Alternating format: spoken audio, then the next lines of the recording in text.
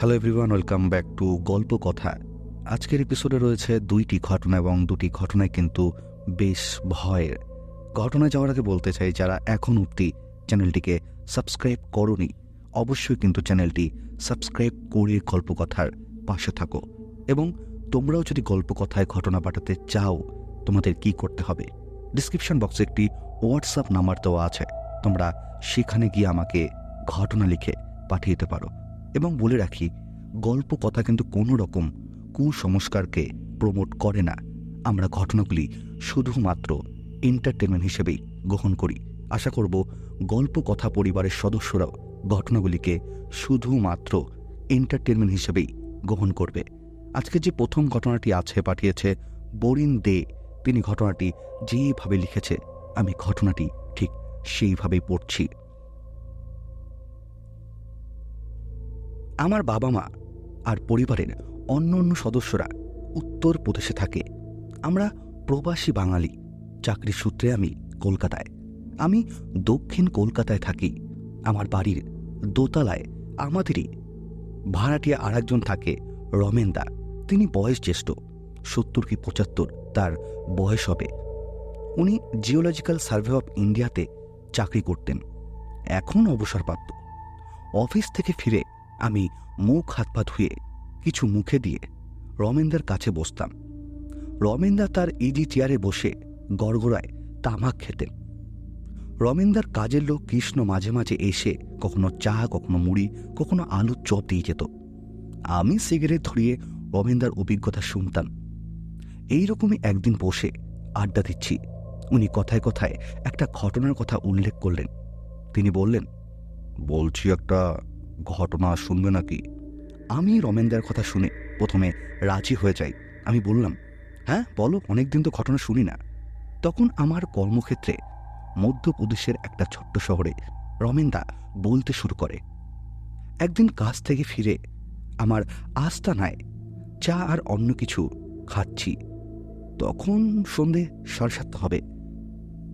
যেখানে আমি থাকতাম জায়গাটা বেশ নিরিবিলি, গাছগাছারা প্রচুর আছে। হঠাৎ আলো নিভে গেল। আমি উঠে একটা মোমবাতি জ্বালাই, তারপর আবার খেতে বসলাম। শ শ করে বাইরে হাওয়া বইছে, গাছের পাতার আওয়াজ হচ্ছে শিরশির করে। এছাড়া চতুর্দিক নিস্তব্ধ। আমার চা খাওয়া শেষ করে একটা সিগারেট ধরালাম। আমি দোতলায় থাকি, নিচটা বন্ধই থাকে। শোবার ঘরের বারান্দায় বসে সিগারেট খাচ্ছি। এই অঞ্চলে বিড়ি সেরকম কেউ খায় না, আর বাড়িঘরও খুব একটা কম আছে। কখন আলো আসবে আমি জানি না। রাত তখন 9টা বেজে গেছে। হঠাৎই দরজায় কে আওয়াজ করল, মৃদু করাঘাত। আমি ভালো করে খেয়াল করে শুনলাম, আমি ঠিক শুনছি। এবার আমি হিদ্দিতে জিজ্ঞাসা করলাম, কে ওখানে? কোনো সাড়া পেলাম না। আমি টর্চ জেলে নিচে নামলাম। তারপর দরজা খুলেই আবার জিজ্ঞাসা করলাম, কে কে ওখানে? কোনো জবাব নেই। আমি দরজাটা খুললাম, টর্চ জ্বাললাম, দেখলাম কেউ কোথাও নেই। আমি মুখটা বাড়িয়ে এদিক ওদিক দেখলাম, কাউকে দেখতে পেলাম না। অবাক হয়ে দরজাটা বন্ধ করতে চাচ্ছি। মনে হলো কেউ যেন আমার গা ঘেঁষে ভেতরে ঢুকে গেল। আমি টাল সামলে কোনো রকমে দরজা ধরে দাঁড়ালাম। তারপর পেছন ফিরে দেখলাম, কিন্তু কাউকে চোখে পড়ল না। আমি অবাক হয়ে যাই, কি করি এখন? দরজাটা বন্ধ করে দিলাম। আবার টর্চের আলোয় এদিক ওদিক দেখলাম, কিছুই চোখে পড়ল না। আমি সতর্পণে টর্চ চালিয়ে ওপর উঠলাম। উঠে শোবার ঘরের জ্বলন্ত মোমবাতিটা চোখে পড়ল। ঘরে ঢুকে আর একটা মোমবাতি জ্বালিয়ে খাবার ঘরের টেবিলে সেটা রাখলাম। সকালে তৈরি করা রাতের খাবারটা গরম করে টেবিলে এনে রাখলাম। রেখে হাত ধুয়ে খেতে বসলাম। দেখতে দেখতে খাওয়া হয়ে গেল। মনের ভেতরে কিন্তু কিছুক্ষণ আগেই ঘটে যাওয়া ঘটনাটা ঘুরে বেড়াচ্ছে। মনে একটা ভয় উদ্বেগ নিয়ে ঘরে দরজা বন্ধ করে খাটে শুয়ে পড়লাম। কিন্তু ঘুম কি সহজে আসে? তবু একটু পরেই চোখে তন্দ্রা নেমে আসতে লাগলো। ঘুমিয়ে পড়েছে প্রায়। হঠাৎই বারান্দার দিকে কাচের সারসিতে চোখ পড়ল। দেখি বুক অব্দি একটা মনুষ্য অবয়ব অংশ হাত দুটো উপর দিকে রেখে মুখটা কাচের ওপরে লাগিয়ে ভেতরে চেয়ে আছে। আমি চমকে উঠলাম। তন্দ্রা টুটে গেল। ভয়ে স্থির হয়ে রইলাম। মিনিট পাঁচেক এইভাবেই থাকার পর সেই অর্ধ মনুষ্য অবয়বটা ধীরে ধীরে ডান দিকে সরে গেল। আমার ঘুম উবে গেল। চুপ করে শুয়ে রইলাম। তবুও একসময় ঘুমিয়ে পড়লাম। খুব ভোরে ধরফর করে উঠে বসলাম। গতকাল রাতের ঘটনাটা মনে পড়ে গেল। দেখি ঘরের আলো পাখা দুটোই জ্বলছে। তখন বিদ্যুৎ ফিরে এসেছে, সেটাও টের পাইনি। একটু পরে খাট থেকে নেমে বারান্দায় দরজাটা খুলে বাইরে গেলাম। যেখানে কাল অবয়বটা চোখে পড়েছিল সেখানে গিয়ে দাঁড়ালাম। ভোরের আলোতে দেখি কাচের ওপর দুটো হাতের ছাপ। মানুষেরই হবে সেটা। আমি অবাক এবং ভীত হলাম। গতরাতের দুটো মনুষ্য অবয়বের হাত এই কাচের ওপর ছিল। আমি চিন্তিত হয়ে ঘরের ভেতরে এলাম। একটু পরে নিধিরান মেলো। আমার ঘর থালির কাজ করে গেল। সে এসে এক কাপ চা আমায় দিয়ে গেল। আমি সেটা নিয়ে চুমুক দিতে লাগলাম। চা শেষ করে আমি একটা সিগারেট ধরিয়ে চুপ করে বসে আছি। কালকের ঘটে যাওয়া কথাটা ভাবছি। একটু পরে নিধি ঘরে আসলো ঝাড়ু দিতে। আমি তাকে গতরাতের ঘটনাটা বললাম। সে শুনে প্রথমে চুপ করে রইল। তারপর তাকে কাচের সারসির ওপর হাতের দাগগুলো দেখালাম। সে চোখ বড় বড় করে ভীত হয়ে বলল, এইরকম ঘটনা একবার ঘটেছিল ওই উল্টো দিকের বাড়িটাতে। আমি বললাম, ওই বাড়িতে কেউ থাকে না? ও বলল তখন, আমিও বাড়িতে কাজ করতাম নি। ওই ঘটনার পর ওরা বাড়ি ছেড়ে দেয়। তারপরে নিধিরাম বলতে থাকে 2 বছর আগের ঘটনা। আমি তখন জিজ্ঞাসা করি কি ঘটেছিল। তখন নিধিরাম বলে, এই পাশের ফ্ল্যাটে একটা পরিবার থাকতো। সেই পরিবারে টোটাল 6 জন ছিল। একদিন সেই পরিবারে গ্যাস ওভেন বাস্ট হয়ে সেই পরিবারের 2 জন মারা যায়। বাকি যে 4 জন বেঁচে গেছিল তারা সেই বাড়ি থেকে চলে যায়। কিন্তু যারাই এই ফ্ল্যাটে ভাড়া এসছে তারাই নাকি প্রতি রাতে এরকম দৃশ্য দেখতে পেয়েছে। এরপর আমি সেই ফ্ল্যাটটি ছেড়ে দিই। এটাই ছিল ঘটনা। আজকের প্রথম ঘটনাটা কিন্তু বেশ অদ্ভুত ছিল এবং তোমাদের কেমন লাগলো অবশ্যই কিন্তু কমেন্ট করে জানিয়ে দাও। এবং তোমাদের জীবনে যদি এরকম কোনো ঘটনা থেকে থাকে অবশ্যই কিন্তু গল্প কথায় লিখে পাঠিয়ে দাও। গল্প কথায় ঘটনা পাঠাতে হলে কী করতে হবে? ডিসক্রিপশন বক্সে একটি হোয়াটসঅ্যাপ নাম্বার দেওয়া আছে, তোমরা সেখানে আমাকে ঘটনা লিখে পাঠাতে পারো, অথবা তোমরা আমাকে জিমেলের মাধ্যমে ঘটনা পাঠাতে পারো। এবং বাংলাদেশ থেকে যারা শুনছো তারা যদি আমাকে ঘটনা পাঠাতে চাও, অনেকেই আছো আমাকে ঘটনা পাঠাতে চাও, আমাকে SMS করো। আমি তাদেরকে বলবো তোমরা আমাকে হোয়াটসঅ্যাপ নাম্বারে যদি ঘটনা পাঠাতে না পারো তোমরা আমাকে জিমেলের মাধ্যমে ঘটনা পাঠাও। জিমেল আইডিও ডিসক্রিপশন বক্সে দেওয়া আছে, অথবা তোমরা আমাকে ফেসবুক পেজে ঘটনা পাঠাতে পারো। তোমরা ফেসবুক পেজে গিয়ে গল্প কথা দিয়ে সার্চ করলে তোমরা পেয়ে যাবে।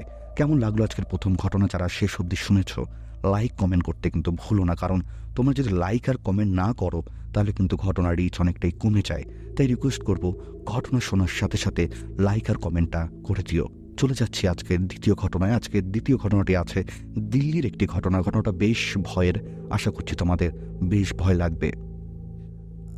আজকে যে দ্বিতীয় ঘটনাটি আছে লিখেছে শুভাংশু মণ্ডল। তিনি ঘটনাটি যেভাবে লিখেছে আমি ঘটনাটি ঠিক সেভাবে পড়ছি। ঘটনাটি আজ থেকে 10 বছর আগে, 2010 সালের। তখন দিল্লির মুন্নিকাতে একটা মেসে থাকতো আমার এক বোন। ওই বোনই আমাকে ঘটনাটি বলেছিল। ও যেভাবে বলেছিল ঘটনাটি আমি ঠিক সেভাবেই বলছি। আমার বোন 3 তলা বাড়িটার 1 তলায় ভাড়া থাকতো। সেখানে তার বাড়িওয়ালাও থাকতো। 2 তলা আর 3 তলা মেস ছিল। 2 তলায় কিছু ছেলে থাকতো আর 3 তলায় একটা করে ঘর। আমার ভাই আর ওর রুমমেট থাকতো সেখানে। আমার বোনও থাকতো।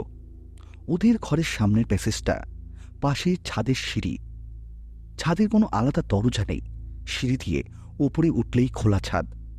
ওদের ঘরে বিপরীত দিকে ওপরে একটি দরজা ছিল, আর তার বাইরে রেলিং দেওয়া একটা ছোট বারান্দা ছিল।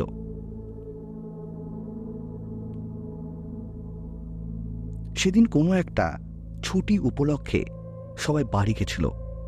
ওর রুমমেট ছেলেটাও সেদিন ছিল না, আর আমার বোনও বাড়ি চলে আসে।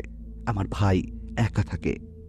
আমার ভাই কাজ শেষ করে সেদিন রাত 9টা, 9:30 নাগাদ ফেরার সময় রাতে ডিনারের জন্য রুটি আর চিকেন কিনে এনেছিল। একটা শর্টকাট রাস্তা দিয়ে সে আসছিল। ওই রাস্তাটা একটু নির্জন, আর একটা ময়লার ভ্যাটের পাশ দিয়ে আসতে হয়। আসার সময় ওই ভ্যাটের খোলা দরজাটায় একটা ক্যাচ করে শব্দ হয়, আর দরজাটা একটু নড়ে ওঠে। ভাই তাকিয়ে দেখল দরজাটা কিছুটা ফাঁকা করে খোলা, আর ভেতরটা অন্ধকার।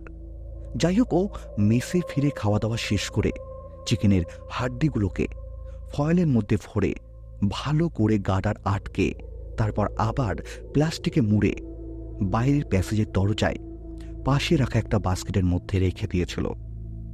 ও রাতে দেরি করে ঘুমানোর অভ্যাস। ও রাতে ল্যাপটপে বিজি ছিল।